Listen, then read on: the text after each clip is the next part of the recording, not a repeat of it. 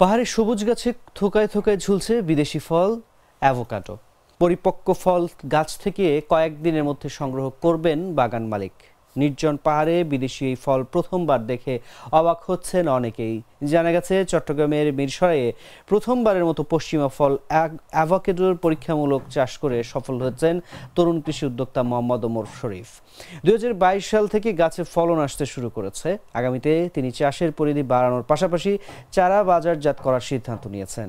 Zohra agro farms and নার্সারিতে গিয়ে দেখা গেছে গাছের মধ্যে থোকায় থোকায় ঝুলছে অ্যাভোকাডো। ওমর শরীফের বাগানে আছে অনেক দেশি বিদেশি ফল গাছ। দেশে যেসব বিদেশি ফলের চাষ জনপ্রিয়তা পাচ্ছে তার মধ্যে অ্যাভোকাডো অন্যতম। এটি অন্য ফলের তুলনায় মিষ্টতা কম হওয়ায় ডায়াবেটিস রোগীর জন্য খুবই উপযোগী।